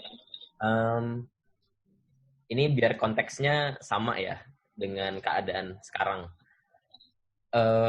Salah satu alasan kenapa di Taman Siswa, Taman Talks itu kita pengen tiap minggunya ada orang-orang yang kuliah di luar negeri. Jadi minggu ini kita Singapura dulu. Rencananya minggu depan ada Korea sama Jepang. Terus Wih, mantap. Oxford lagi ditanya. Kita lihat nanti bisa atau enggak. Wede. Sebenarnya ini sih lebih ke pasti kan kalau menurut gue ya kuliah di luar itu kan beda banget sama di Indonesia. Nah, salah satu yang gue mau tanyain adalah bagaimana penanganan corona di Singapura dan yang lu ketahui di Indonesia gitu. Soalnya kan kalau di UI apa ya kemarin tuh dramanya banyak banget ya. Kayak ya udah orang ada corona terus libur terus pada heboh terus ada yang minimal apa B apa nilainya jadi auto B atau apa gitu kan. Coba ada ribut-ribut segala macam. Oh, oke. Nah, tapi gue pengen tahu sih kalau di Jangan bocor dong. Aduh. Itu ya. Aib kampus ya. Rahasia UI itu. Oke. Kalau di Singapura tuh gimana sih penanganannya? Penanganan corona, oke. Di sini itu kasus kayak mulai kayak satu negara mulai bergerak dan ada usaha-usaha buat prevent corona itu sejak Chinese New Year. Berarti itu sejak 25 Januari kalau nggak salah. Oh, cepet juga Case ya. pertamanya gue lupa mulai tanggal berapa, tapi sejak 25 Januari ini ya kayak lumayan early. Jadi case pertamanya udah dari 25 Januari ya.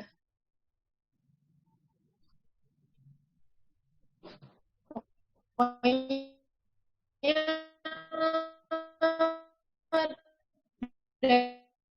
dari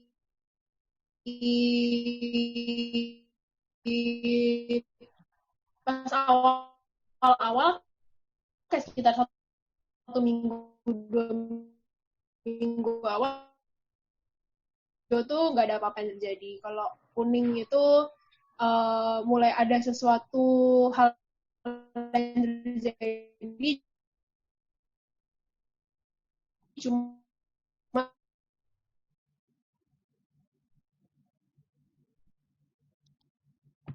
kayak ya pokoknya pasti ada adjustment yang dibuat gitulah dari segi perusahaan, dari setelah corona dimulai, berarti sekitar bulan Februari awal ya sekitar itu DORSCON-nya dinaikin jadi orange, dan di situ udah mulai yang kayak pas hari DORSCON dinaikin jadi orange udah mulai orang-orang panik buying kayak selama weekend udah mulai kayak di Jakarta lah kayak apa sih nyetok segala macam, nyetok ya, Indomie, tisu segala macam dari supermarket. Jadi supermarket banyak yang kosong di hari itu. Cuman dari sisi pemerintah waktu itu segera bilang ke masyarakat buat jangan panik buying karena kayak negara bakal punya stok yang cukup buat semua orang kalau semua orang nggak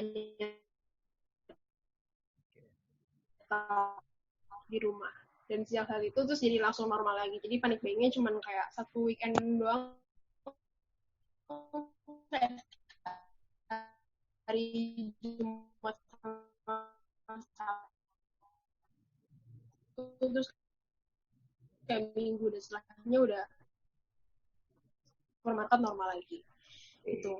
Terus dari sisi universitas dari sejak Flexcon dinaikin jadi orange, kegiatan belajar mengajar yang kayak lecture ke kuliah umum yang di atas 50 orang semua di-cancel. Jadi kuliah online. Tapi dari sisi NUS sendiri udah sangat siap buat kuliah online karena gitu loh kalau di sini video recording terbiasa lah kayak nonton lihat trennya paling penanganan corona di Singapura bagus banget. Kayak case-nya nggak pernah membludak. Kayak dari awal kasusnya dimulai, kayak nambah-nambahnya lumayan konstan gitu. Kayak misalnya sekitar 9 orang, 10 orang, terus kayak 30 kasus pakai dari luar. Jadi biasanya orang-orang di handle gitulah sama pemerintah. Jadi kayak buat apa ya, kayak infection yang terjadi di dalam negaranya sendiri lumayan sedikit. Dan mereka udah apa ya, dan mereka kayak sangat siap lah buat menghadapi ini gitu. Jadi waktu itu pernah sempat ada case yang besar itu kayaknya sekitar ada 10 orang ketularan di gereja. Wow. Terus jadi sejak saat itu gereja jadi misanya online. Jadi orang nggak pergi misa gereja ke hari Minggu, nggak ke gereja lagi karena gereja udah tutup. Pakai Zoom gitu mereka? Gara-gara kenapa? Mereka misanya pakai Zoom gitu? Iya sih, kayak gue ngeliat temen gue kayak kemarin gue lagi belajar bareng temen gue, terus habis itu temen gue lagi live streaming gereja gitu, kayak dia nonton lewat YouTube. Jadi kayaknya ada kayak di record lewat YouTube gitu deh. Terus itu kayak layan gereja ditutup udah dari beberapa minggu yang lalu, kayaknya sekitar sebulan terakhir deh, udah sekitar sebulan. Terus udah 2 minggu terakhir masjid juga ditutup, jadi orang udah nggak ada yang sholat Jumat bareng lagi di sini. Gara-gara waktu itu ada apa sih kayak konferensi gitu di KL. Terus habis itu banyak orang Singapura yang datang dan ternyata ada apa sih yang kayak orang ketularan corona dan menularkan ke banyak orang. Terus kayak pas orang-orang yang datang konferensi itu balik ke Singapura, 2 di antara mereka ternyata positif corona. Terus ternyata mereka sering sholat berjamaah di banyak masjid.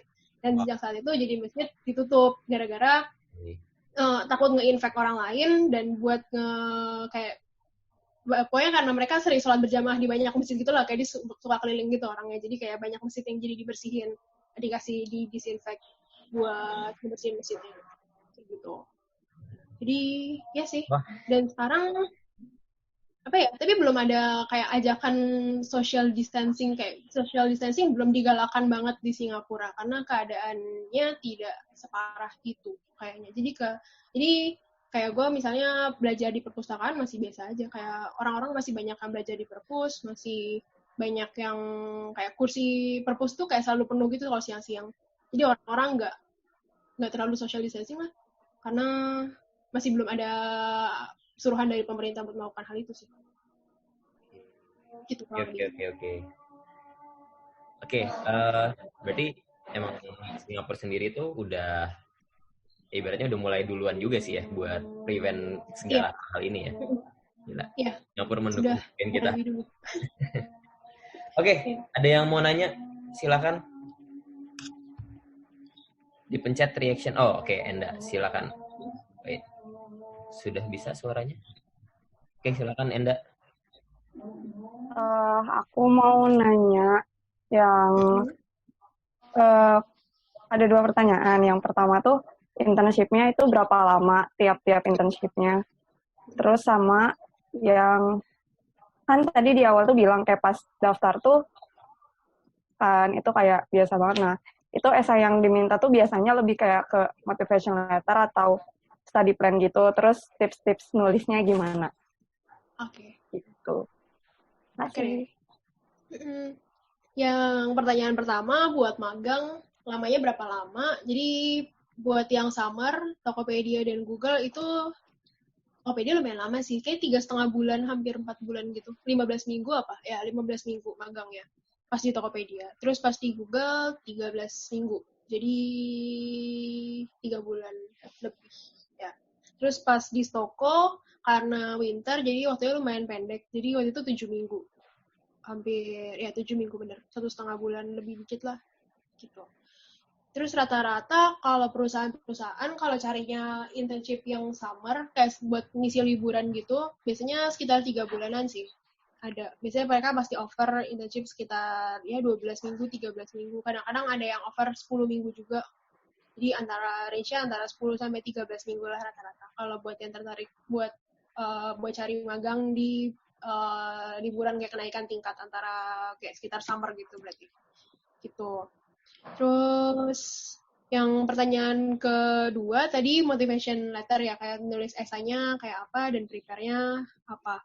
Nah, buat daftar ke NUS kalau yang pas S1, pertanyaannya sih waktu itu mereka kayak tiap tahun pertanyaannya kayaknya beda-beda deh. Jadi perlu cek lagi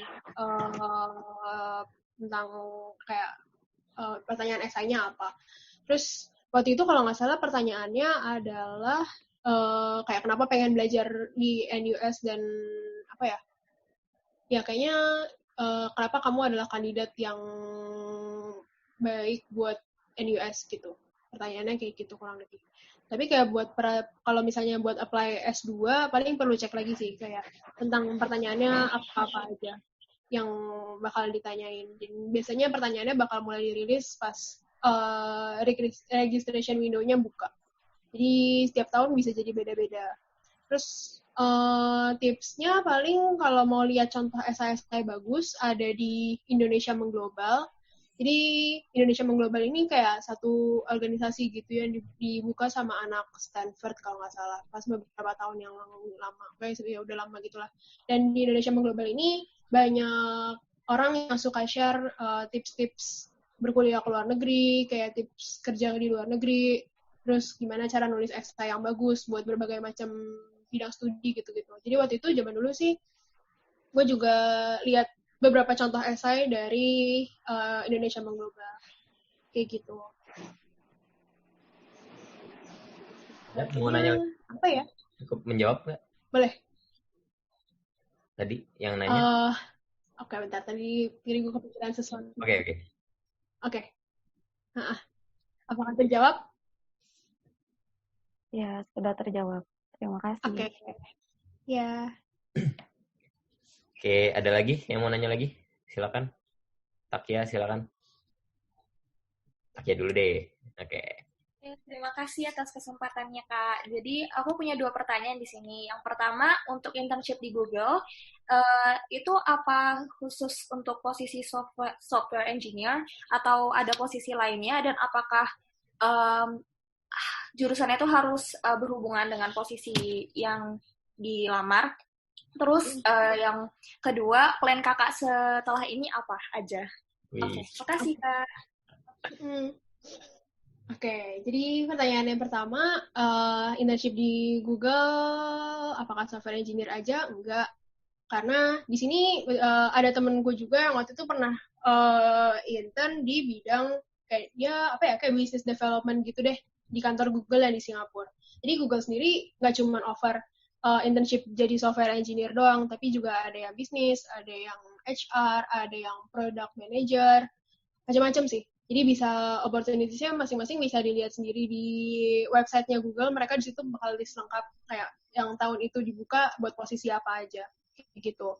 Dan buat jurusannya sendiri, apakah harus computer science? Enggak, karena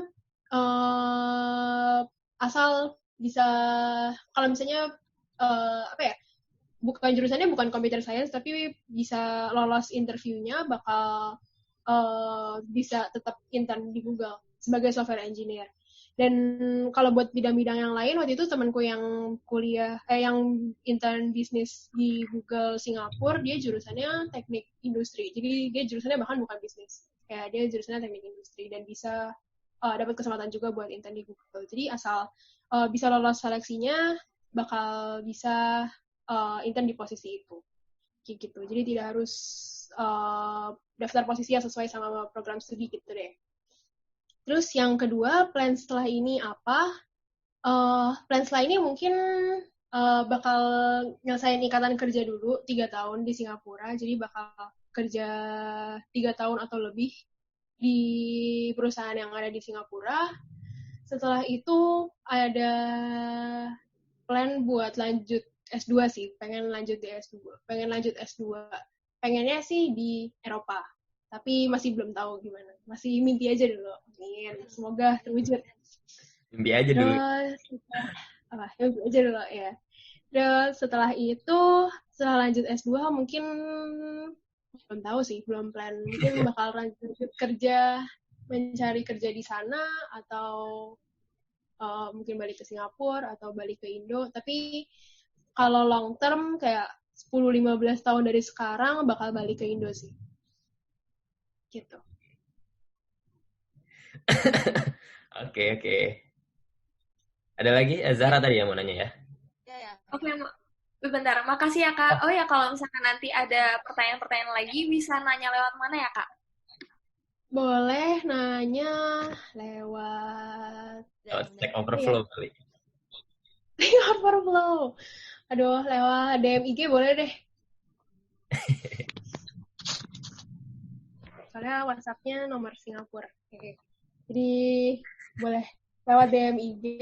IG-nya NADHIIRRA. Ya, nanti Di kita Nadira, I-nya 2, R-nya 2. Ada di Taman Siswa juga, terus di tag di situ. Bisa lihat dari situ. Oke. Zara, silakan.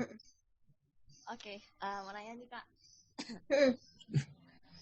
Kalau pertanyaan pertama, karena dia tuh intern tuh semuanya kan tadi daftar di 30 perusahaan ya.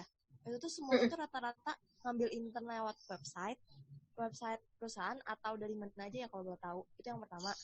Yang kedua, kan kalau misalnya di Google wawancara tuh katanya terkenal pertanyaannya unik-unik ya, random gitu. Ada nggak pertanyaan yang random gitu yang di luar hal teknis karena aku nggak ngerti coding yang diajuin Google ke kakak? Kalau boleh tahu gimana? Terus pertanyaan ketiga, yang paling berkesan dari masing-masing intern tuh apa ya? Yang kakak pelajarin gitu, satu hal yang kayak kerasa wow gitu. Makasih, udah itu aja. Oke. Jadi pertanyaan yang pertama tadi apa? Lupa. Yang kedua kan rata-rata internnya daftar lewat website. Oh, daftar lewat mana? Oke. Pertama, intern daftar lewat mana? Sebagian besar lewat website sih. Jadi sebagian ya kayaknya ya hampir semua daftarnya lewat website masing-masing perusahaan. Jadi kayak ya buka website masing-masing terus nge-stok perusahaan ini bukanya apa aja ya posisinya, terus kalau ada posisi yang cocok dan aku tertarik bakal daftar di situ. Terus sebagian juga daftar lewat LinkedIn. Jadi biasanya di LinkedIn kan kayak ada job opportunities gitu yang buka, terus kadang-kadang ada beberapa yang daftar lewat LinkedIn juga. Terus yang lain ada juga yang daftar kayak email gitu sih, lewat email daftarnya ke HR kalau misalnya ada yang kenal, atau kalau misalnya ada temanku yang sebelumnya intern di situ. Jadi misalnya aku bisa kayak kontak seniorku yang sebelumnya pernah magang di situ atau kayak dia kerja full time di situ, terus kayak minta tolong dia buat kayak forwardin resume aku lah ke recruiternya atau ke HR-nya. Biasanya kayak gitu. Tapi sebagian besar sih daftarnya lewat website masing-masing. Lewat website masing-masing. Terus yang kedua, tadi pertanyaan di Google yang aneh-aneh ya? Apa itu yang ketiga? Kedua. Yang kedua, oke. Pertanyaan di Google ada yang aneh-aneh atau enggak? Jadi, kayaknya sudah lumayan lama Google nggak nanya pertanyaan yang aneh-aneh lagi. Jadi, zaman dulu memang mereka kayak suka nanya pertanyaan yang aneh-aneh, kayak misalnya, coba hitung ada berapa lampu merah di satu kota. Nah, kayak zaman dulu suka ada pertanyaan kayak gitu. Cuman kayaknya udah lumayan lama mereka udah nggak nanya pertanyaan kayak gitu lagi, cuman kayak rumor-rumor mereka nanya pertanyaan aneh-aneh masih tetap tersebar di masyarakat gitu lah. Jadi ya udah lumayan lama mereka nggak nanya kayak gitu. Jadi pas interview kemarin pertanyaannya beneran yang teknikal, yang kalau misalnya daftar di posisi bisnis pun harusnya pertanyaannya yang kayak berhubungan sama bisnis dan nggak berhubungan sama yang kayak brain teaser yang kayak tadi kayak ada berapa lampu merah di satu kota kayak gitu. Kayak mereka nggak nanya kayak gitu lagi.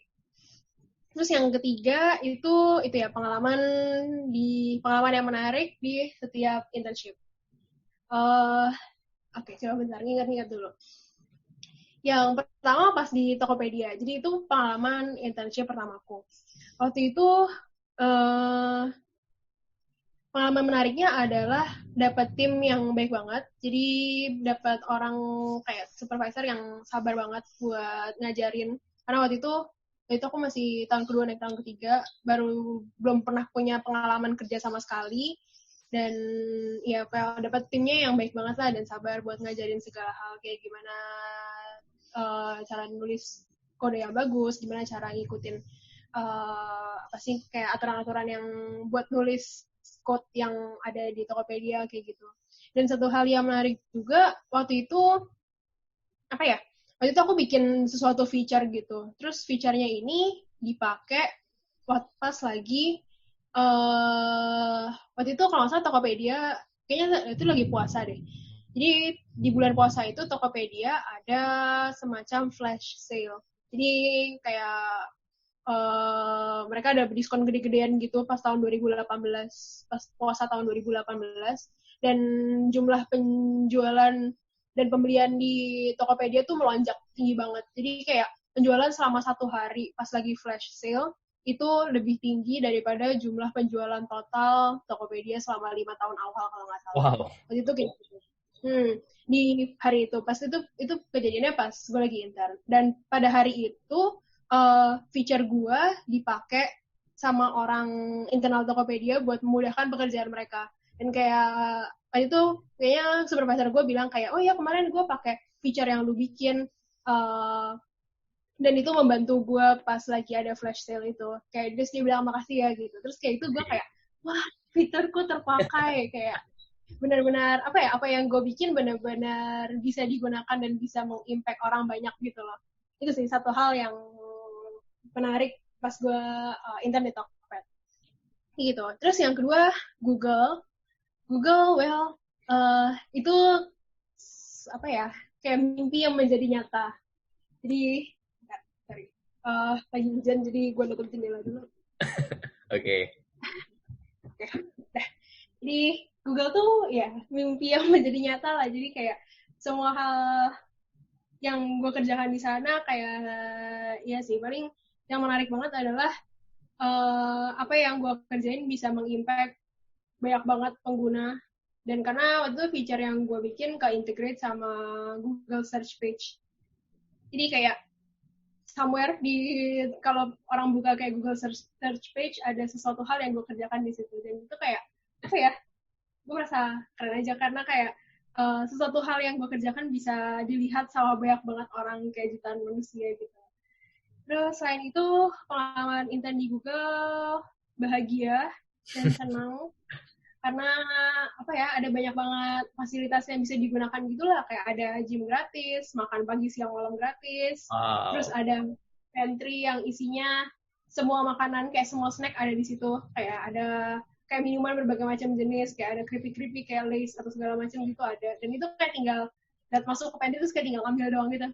Jadi kayak ya semua orang bisa ngambil seberapa pun banyaknya dan bisa ngambil apapun. Kayak gitu.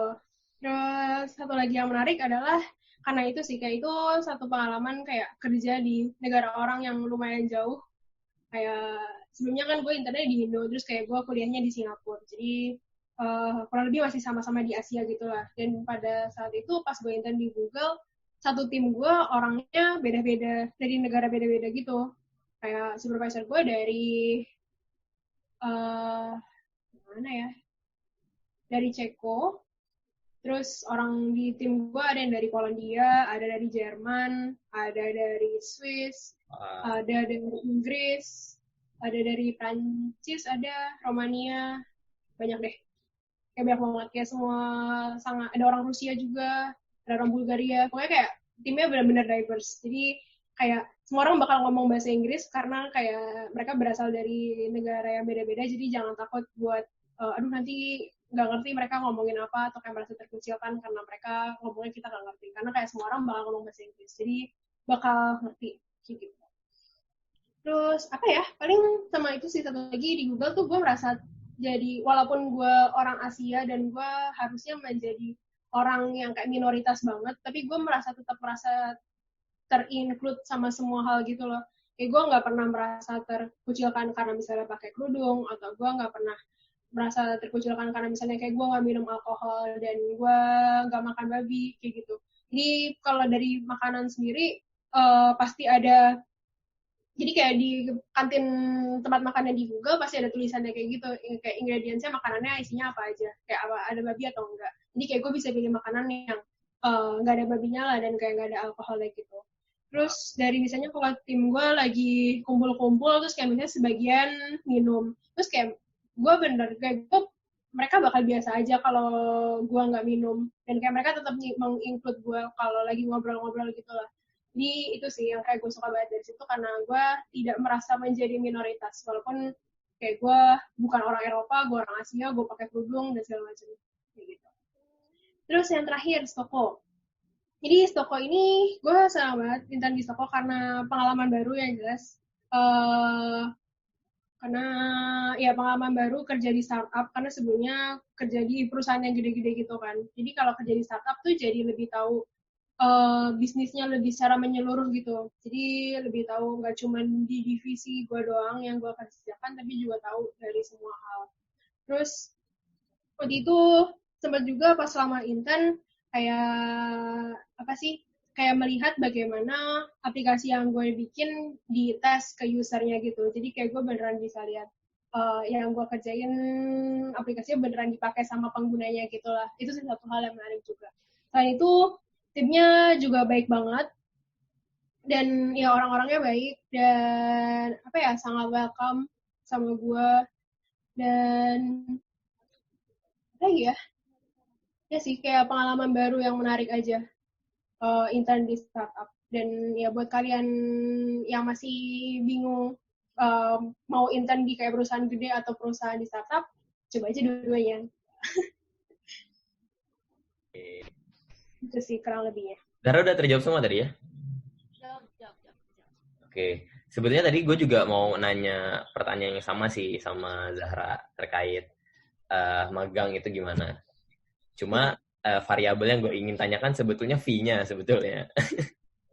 Jadi soalnya gini sih, ini konteksnya adalah banyak orang di sekitar UI sendiri ya yang gue tahu ya.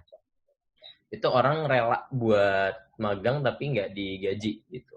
Sedangkan gue waktu itu baca research dari Harvard Business, kalau nggak salah, orang yang intern dibayar, orang yang intern nggak dibayar dengan yang nggak intern itu sama aja di pandangan HR gitu, karena mereka nggak dikasih responsibility gitu. Nah kalau you don't have to mention urutannya from the highest to the lowest tuh dari yang 3 lu udah join tuh apa aja, Sal? Paling tinggi jelas Google, itu nomor 1. Ya.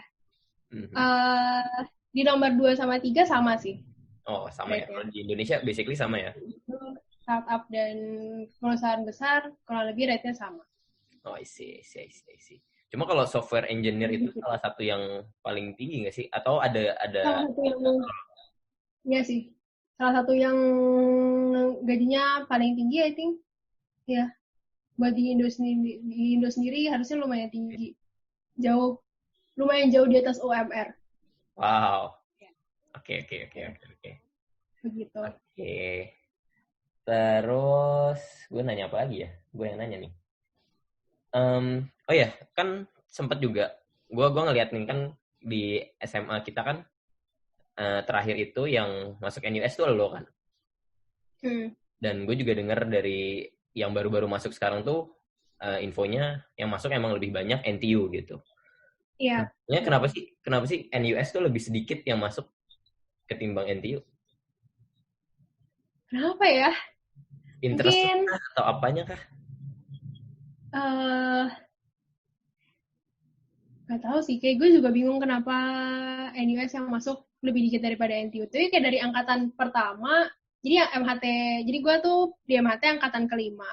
Di angkatan 1, 2, 1, 3, 4, 5, dari MHT ada yang masuk ke NUS. Tapi yang masuk ke NTU itu ada di angkatan 2, 1, 2, 4, 5 ada, 6 ada, banyak lah yang masuk NTU. Jadi kayak hampir kayak trennya ke sini anak-anak MHT banyak yang masuk NTU tapi nggak masuk NUS. Kenapa ya? Mungkin Ades bisa bantu jawab. Jadi di sini ada MHT kayak senior gue di SMA yang kuliah di NUS juga, cuman dia malu-malu jadi dia nggak mau sharing. Next speaker ya, kan Ades ya. Terus apa ya? Mungkin karena dari segi tes masuk harusnya sama-sama aja sih, kayak sama susahnya. Dari sisi soal juga NUS agak lebih susah dikit deh di beberapa topik.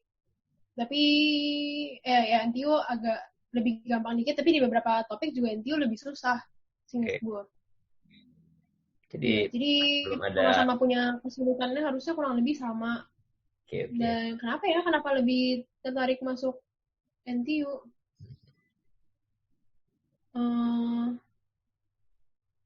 Nggak ngerti juga. Tapi kayak dari segi penerimaan di tahun ini yang diterima NUS bahkan lebih banyak dibanding yang diterima NTU. NUS tahun ini itu yang diterima dari Indonesia yang pakai jalur tes sekitar 70-an. Di NTU harusnya masih sama sekitar 50-an. Kayak tahun ini setelah sekian tahun dari zaman dulu selalu NUS lebih dikit daripada NTU, tapi begitu di tahun ini NUS jadi lebih banyak dibanding NTU penerimaan buat mahasiswa Indonya. I see. Kenapa ya? Mungkin sebagian besar anak MHT pengennya masuk yang teknik gitu. Dan kayak beberapa jurusan memang lebih bagus NTU kadang-kadang. Dan ada beberapa jurusan yang lebih bagus NUS juga. Jadi kalau misalnya teknik elektro tuh kalau nggak salah lebih bagus NTU. Tapi computer science lebih bagus NUS. Lebih bagus kayak NUS itu apa gitu maksudnya? Dari segi rankingnya.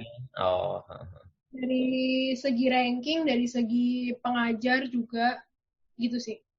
Karena kayak di NTU tuh kayak ITB-nya Indo, terus NUS tuh kayak UI-nya. Seneng dong gue.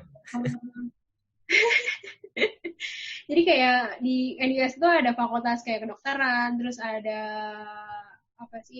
FISIP, ada kedokteran gigi, gitu. Ada bisnis juga, tapi NTU juga ada bisnis sih, ya benar. Terus apa lagi ya yang NUS ada, NTU nggak ada. NUS ada teknik industri, NTU nggak ada teknik industri. Ini lebih ke arah macam-macam. Tapi kalau NTU lebih ke arah yang fokus di tekniknya gitu. Jadi segala macam teknik ada. Terus kayak computer science juga sama-sama ada. Bisnis juga sama-sama ada.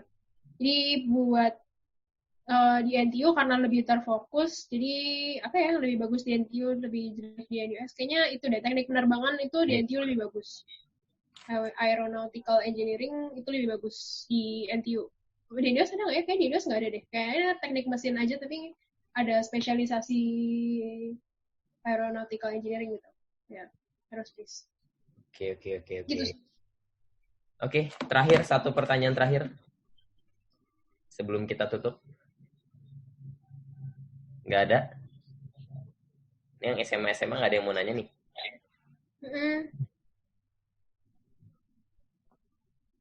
Oke, kayaknya ada. Oke. Yaudah, kalau kayak gitu, gue tutup aja. Natsal ada one last message nggak? Apa ya?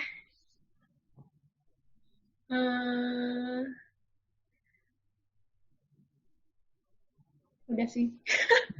Mau mengeluarkan kata-kata yang menginspirasi, tapi gue bingung mau ngomong apa, jadi ya udah deh. Oke.